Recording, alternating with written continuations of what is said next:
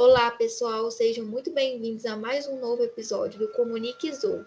Eu me chamo Larissa Faria Silveira Moreira e hoje iremos falar um pouquinho sobre adaptabilidade e rusticidade de raças bovinas, com o professor Renison Teles Vargas. Primeiramente, boa tarde, professor. Gostaria de agradecer a sua disponibilidade de participar do programa. E gostaria que o senhor falasse um pouquinho sobre você, sobre sua formação e suas áreas de atuação. Boa tarde, né? Boas-vindas aí aos colegas, pessoal que está nos ouvindo. Bom, igual Larissa, né, disse, né? Sou o professor Renzo, sou professor de bovinocultura aqui no IFMG desde 2005. Entrei na escola exatamente no dia 7 de maio de 2005. Então, aí, né, eu já completei 16 anos de escola. Além de ter entrado e ser professor hoje na escola, também fui aluno, me formei no curso técnico em agropecuário, na turma de 1991. Depois fui para Belo Horizonte, cursei medicina veterinária, trabalhei um tempo no campo, em cooperativas, como profissional de campo, em cooperativas.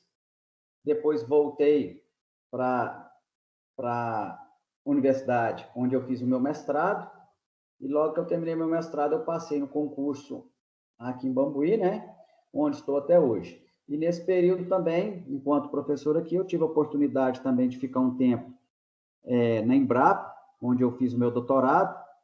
Eu finalizei, né, há pouco tempo, em 2018, onde eu sempre trabalhei nas minhas linhas de pesquisa com saúde animal. Então, eu sempre trabalhei com doenças, né? De saúde animal, com o foco principal na mastite e qualidade do leite. Então, os meus trabalhos, a maior parte dos meus trabalhos são nessa área. Certinho, então. Vou começar com as perguntas, então, Renison. Os genes que estão presentes nos animais podem determinar como vai ser o comportamento do animal e suas características produtivas? Bom, Larissa, essa é uma pergunta, logicamente, que eu vou te falar de forma mais abrangente.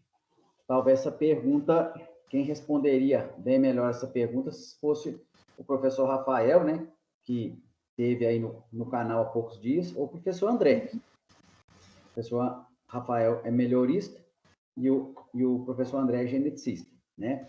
Mas o que a gente sabe é que a atitude, a produção e o comportamento do animal, ela é um fator ligado ao genótipo e ao fenótipo. O genótipo é aquilo que ele já traz da genética, do pai, da mãe, dos familiares, e o fenótipo, que é aquele ambiente e aquele manejo que ele está inserido, né?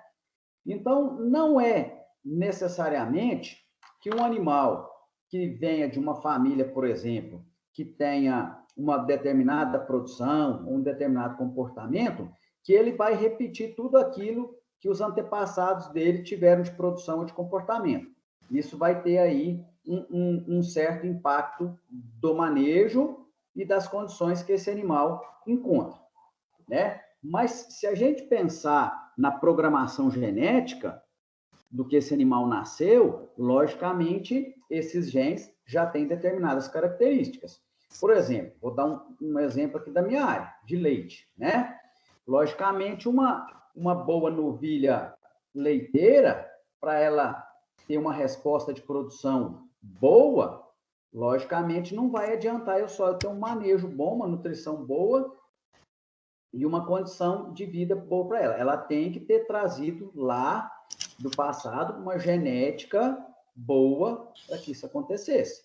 E é isso que a gente faz através do melhoramento animal, né? Selecionar sempre aqueles animais que são os melhores do ponto de vista genético, que trazem esses genes que são melhoradores para o rebanho, e aqui, quando eles encontram boas características do ambiente, da nutrição, do manejo em si, esses animais vão expressar isso. Outra coisa é também em relação ao comportamento, né? Então, normalmente, quando a gente tem animais que já têm ali uma determinada programação genética para ser mais agressivo, tudo, ele tende a ser assim, caso a gente não tenha ali um manejo adequado, uma condução desse animal. Então, não quer dizer que todo animal que vem de uma programação genética agressiva, ele vai ser agressivo. Ele vai ser desde que a gente contribua aqui no manejo para que ele seja. Né? Mas se a gente trabalhar bem esse animal, ele é um animal que vai se adequar ao nosso manejo, a um comportamento adequado. Agora, existem animais que geneticamente já têm um comportamento extremamente dócil e fácil de, por exemplo, vacas, né? Então, não sei se eu consegui te responder, Larissa, mas há uma programação genética, sim, mas que ela pode ser influenciada pelo fenótipo lá, pelo ambiente, pelo manejo, pela nutrição. Bom? Certinho. Respondeu sim, Renison. Outra pergunta é se os fatores ambientais, como por exemplo o clima, podem exercer algum efeito direto e indireto sobre as fases de produção do animal. Totalmente. Totalmente. Uhum. Quando a gente fala de clima, a gente está falando não só de temperatura, mas também a gente está falando de umidade, de chuva, né? E tudo mais. Vamos pegar a primeira pergunta e colocar em cima dessa aí. Sim. Vamos pegar uma vaca, uma novilha, que tem uma genética extremamente leiteira. Ela veio de uma mãe extremamente leiteira, veio lá, talvez, de uma inseminação artificial com um pai extremamente leiteiro, talvez até um touro americano ou canadense. E essa novilha, geneticamente, ela tem tudo para produzir muito leite. Mas se eu não der um ambiente adequado para ela, por exemplo, vamos dizer que ela seja holandesa. Vamos dizer, colocar ela aqui em Bambuí, que em janeiro chega a 35, 37, 38 graus de temperatura. Uma umidade relativa do ar muito elevada, que aumenta a sensação térmica. E soltarmos esse animal num pasto braquiário, cheio de carrapato, cheio de mosca, né? Andando muito. Qualquer vaquinha nossa girolando mais ou menos aí, talvez vai produzir mais leite que essa vaca. Né? Porque a genética está associada ao fenótipo. Então, não é necessariamente a genética que vai contribuir para esse animal ser a melhor opção. Então, não sei se mais para frente você vai me perguntar sobre isso, mas é algo que nós temos que tomar muito cuidado quando o produtor vem cá, eu quero melhorar meu gado. Que touro que eu uso, que sêmen que eu vou comprar vacas lá de uma fazenda que são de tal produção, ou vou comprar hoje, né? Já está ficando acessível até embriões. Então, a maior parte dos produtores, eles têm que imaginar que cada fazenda tem condição de ter uma genética animal. Então, eu posso ter uma fazenda do lado da outra, que uma tem condição de ter uma determinada genética, um determinado animal com uma produção, e a fazenda do lado não tem. Eu até escutei há um tempo atrás de um colega, né, um colega que estudou comigo, e ele é um cara que trabalha muito com comportamento de gado leiteiro lá no sul de Minas. Ele tem até uma empresa. Igual ele falou, gente, o clima a gente faz. Realmente, a gente faz um clima. Então, eu posso pegar uma fazenda aqui em Bambuí, que é muito quente, ou lá no centro-oeste do Brasil, em Goiás, Tocantins, que é mais quente ainda, e posso dar uma condição de clima adequada para esse animal, colocando ele num cristal, ou colocando ele lá num túnel de vento, né? Num composto com um túnel de vento. O clima eu faço. Mas na situação natural, a condição climática, Larissa, ela interfere diretamente na produção do animal, seja de corte, seja de leite, tá? Os produtores, é fácil deles verem isso quando eu tenho aí, de repente, um aumento muito grande da temperatura, o leite cai. Quando começa a chover demais, começa a dar barro demais, o leite cai. Quando esfria muito de uma hora para outra, como teve alguns dias, aí esfriou muito de uma hora para outra, teve até geada, os animais também sentem, né? Então, o clima, as condições climáticas têm uma interferência muito grande. Se eu quiser entrar em mais detalhe ainda, para animais, por exemplo, de corte, ou animais a pasto, ainda tem a questão de chuva, de seca, que eu vou ter pastagem de melhor qualidade, ou pastagem de melhor ou pior qualidade, que vai interferir diretamente na produção. Né? Então, o clima ele tem uma interferência assim, apesar que em gado leiteiro, a gente até pode manipular o clima. A gente tem como manipular o clima. Lembrando isso. Mas que para a vaca, ela não quer saber. Uma vaca de leite, de alta genética ou de sangue europeu, ela precisa de um clima bem definido, mais fresco, para que ela consiga expressar sua genética. Certinho. E você falou aí de como manipular o clima, e como seria? Ambiente fechado. Por exemplo, é que um freestyle não é um ambiente fechado, mas é um ambiente que eu tenho os animais sem uma incidência direta de sol, né? É um ambiente que eu tenho ventiladores que mantêm a temperatura mais amena, eu tenho aspersores, né, que estão ali mantendo a umidade do ar adequada, então eu faço, de certa forma, ali um clima. Agora, se eu partir com um galpão fechado, como, por exemplo, um túnel de vento, muita gente hoje está... Eu vou chamar de túnel de vento, tem alguns nomes em inglês aí que o pessoal usa, mas principalmente nesses compostos, né, onde você tem uma série de ventiladores criando ali um clima bem controlado, você faz o clima. Eu coloco dentro de um galpão, lá fora uma temperatura de 35 e lá dentro uma temperatura de 18. Então, o clima a gente faz num ambiente fechado. Agora, a campo não tem como, né? Não tem, realmente. Então, a próxima pergunta fala sobre um pouquinho, ó. Como o ambiente pode influenciar na adaptação do animal? Como que o clima pode influenciar na adaptação do animal? Isso. O animal, ele vai... Para que o animal tenha uma adaptação ao clima, o ideal é que ele, pelo menos, já tenha nascido naquela situação, né? Mas se o animal ele já carrega uma programação genética de gado europeu, que não suporta calor, de animais, é muito difícil ele se adaptar a isso. Então, nas condições de clima brasileiro, que são muito severas em relação a calor, temperatura, o clima tem uma influência muito grande nessa questão da adaptação do animal.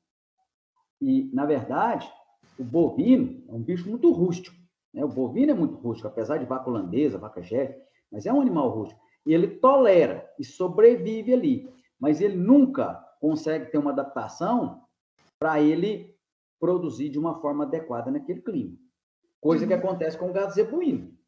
O gado zebuíno já nasceu, foi selecionado lá na Ásia, né? Lá no sul da Ásia, lá na Índia, no Paquistão, né? Naquelas regiões lá, não vamos dizer só na Índia, porque é do sul da Ásia como um todo, que vieram os zebuínos, ele já veio com uma adaptação que ele adquiriu através de todos os seus antepassados, que ele consegue de forma melhor a se adaptar àquele clima mais hostil.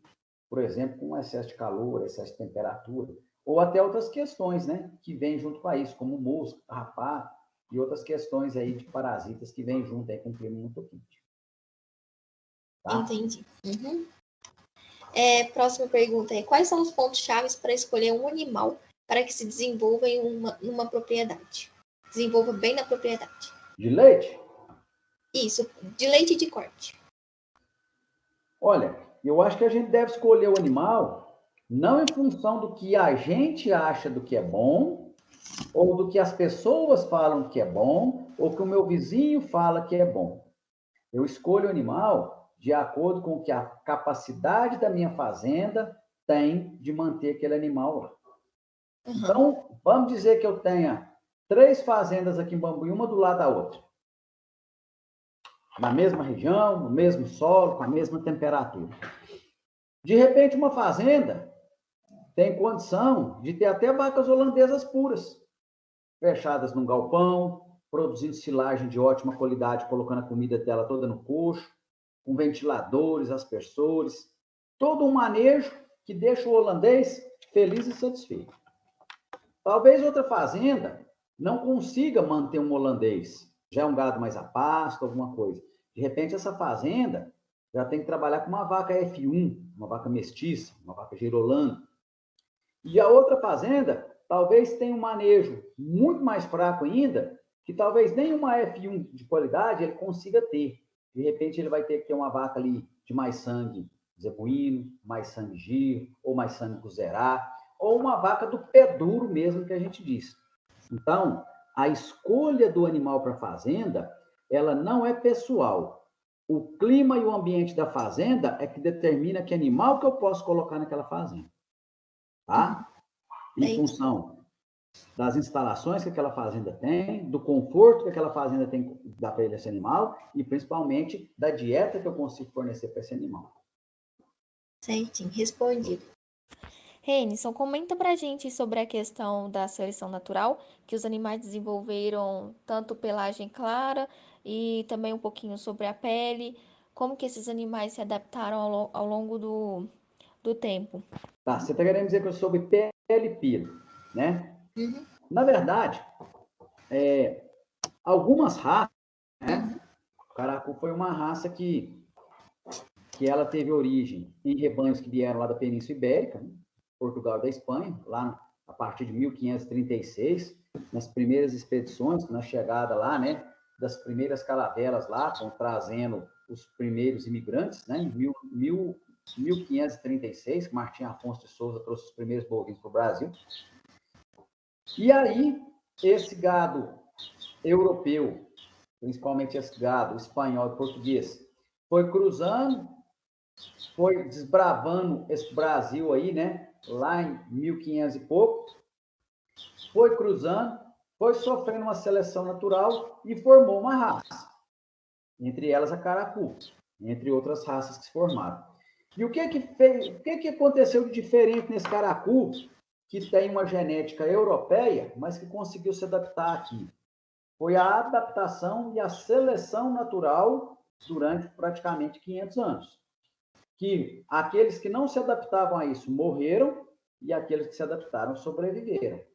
E, logicamente, selecionou aqueles animais que tinham mais glândulas sudoríparas, aqueles animais que tinham uma pelagem mais amarela, mais clara, que expelia a luz solar, e uma pele mais escura, para não deixar passar aqueles raios solares. Uhum. É o mesmo que aconteceu lá na Índia. Só que tem aqui no Brasil, foi muito pouco tempo de seleção e adaptação natural desses animais. Lá na Índia, isso aconteceu por milhares e milhares de anos, né? Onde se adaptou o Ongole, que é o precursor do Nelore brasileiro, o Buzerá, o Gir e outras raças que estão lá na Índia. Lá na Índia, eles tiveram uma seleção natural muito bacana, em que prevaleceu muita sobrevivência de animais que tinham pelagem clara e pele escura, que são coisas diferentes. Pelo é uma coisa, pele é outra. O pelo é em cima da pele. O pelo reflete a luz solar. E a pele impede que a luz solar que passe penetre no corpo do animal para levar a lesões, né? Como fotossensibilização, queimadura e outros problemas aí que vão ocasionar perda de produção e, às vezes, até consequências graves para o animal. Certo. E também tem aquela questão da pelagem ser mais curta. Ah, sim, sim. Gado zebuíno e gado adaptado a clima tropical tem pelagem curta, para não acumular calor. Diferente de gado europeu. Se você pegar algumas raças aí, vamos dar um exemplo de uma raça que isso é bem proeminente, como, por exemplo, o charolês, né? Se eu te mostrar uma foto de um charolês aqui, o charolês é quase que uma ovelha, né? Se você pensar em ponte, lógico que é um N vezes maior. Mas o charolês é praticamente uma ovelha, de tanto pelo, né? Isso também, Larissa, tem uma consequência em relação ao clima.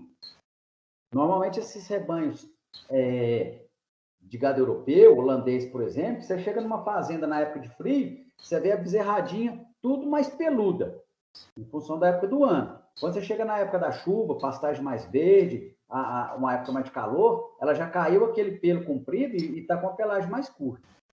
Mas, normalmente, o gado europeu já tende a ter mais pelo para se proteger, né, do inverno rigoroso. Tá. A próxima pergunta é: tem também os animais que são mais resistentes e menos resistentes aos carrapatos, como, por exemplo, a raça holandesa, que é menos resistente, e que são mais constantemente ameaçados. Como se deve agir nesses casos? Olha, lembra daquela historinha que eu falei que não é toda fazenda que consegue ter o animal que a gente acha? Lembro. Se você chegar para o fazendeiro e falar assim, ó, qual animal que você quer ter na sua fazenda? Logicamente, se você esquecer de custo e tudo mais, todo mundo quer ter vaca holandesa de 50, 60 litros de leite. Sim. Mas que não é possível na grande maioria das fazendas. Por quê? Porque não tem um clima adequado, através de galpões, esse negócio todo, e não tem também um manejo adequado, que evita, por exemplo, esses animais a irem numa pastagem ou ir num piquete e serem infestados por carrapatos. E o carrapato, todo mundo sabe, né? O carrapato, quando ele tem uma determinada infestação em um rebanho ou em uma fazenda, é bem complicado, se o rebanho for europeu, como o holandês, por exemplo, do produtor conseguir, né, resolver o problema. Porque, naturalmente, os rebanhos europeus, eles não tiveram lá no passado uma seleção natural para esses parasitas. Porque lá não existem esses parasitas. Quer ver um exemplo muito claro para nós? Quando a gente traz aqui para Minas Gerais, animais do sul do Brasil. Vários animais morrem com tristeza parasitária bovina, que é uma doença transmitida pelo carrapato. Então, esses animais vão ter, sim, uma dificuldade de se adaptar a várias questões, e uma delas é se adaptar a essa presença de parasita. Coisas que os zebuínos se adaptam muito bem a isso, tem muito pouco parasitismo desses insetos nos zebuínos, porque, naturalmente, ele já tem uma tendência, né, uma pele, todo um sistema que impede um pouco a adesão do carrapato no seu corpo, além dele resistir muito melhor à presença desses parasitas. Tá bom, Larissa? Tá bom. E uma última perguntinha para terminar. A escolha de uma determinada raça poderá influenciar na infestação de carrapatos? Como, por exemplo, escolher animais mais rústicos aos parasitas. Com certeza influencia. Vamos dar um exemplo, né? Uma fazenda que tem uma grande infestação de carrapato. Se eu colocar raças que são bem susceptíveis ao carrapato, como o holandês, o Jersey, por exemplo, eu vou ter ali uma perda de produção e um problema bem sério com esses animais. Enquanto se eu introduzir ali, por exemplo, vacas F1 meio-sangue, ou se eu partir para algo ainda mais rústico, como um gir ou um guzerá. Um gir e um guzerá, praticamente eu não vou ter problema nenhum com o carrapato. As girolando, eu ainda vou ter que curar de vez em quando, mas não vai ser o mesmo pepino que eu vou ter com a holandesa. Dependendo da fazenda do holandês criado a pasto, onde tem altas infestações de carrapato, eles não sentem o carrapato, não, eles morrem. O carrapato tem condição de matar um animal que não seja adaptado. Tá legal? Certinho. Gostaria de agradecer ao Senhor novamente, e o nosso programa estará sempre de portas abertas para te receber. Mas eu fico muito feliz, sabe, Larissa? Principalmente ver você e a Maria Gabriela aí, foram minhas alunas lá no técnico, né? E, por sinal, excelentes alunas, né? Agradecer aí, né, o professor Rafael também, um companheiro, né? O Rafael é um pouco mais novo que eu na escola, mas já é um companheirão aí da gente aí, né? Junto aí na causa aí da Povo no Futuro, a gente tentando levar essa tecnologia para o campo. E o professor Rafael ainda quer esse trabalho dele do melhoramento, principalmente no GIR, né? O GIR é a base leiteira do Brasil, né? Então, sempre, Larissa, Maria Gabriela, aqui é aberto para qualquer momento que vocês precisarem, que a gente puder ajudar, o que a gente puder estar discutindo aí nesse momento aqui, que ajude aí a todos os alunos, algum produtor que estiver nos ouvindo, né? E talvez até recebendo algumas perguntas aí, caso alguém tenha alguma questão que quer discutir, que passe para vocês, depois vocês me passem, a gente responde aí pelo WhatsApp, ou a gente responde aí por e-mail.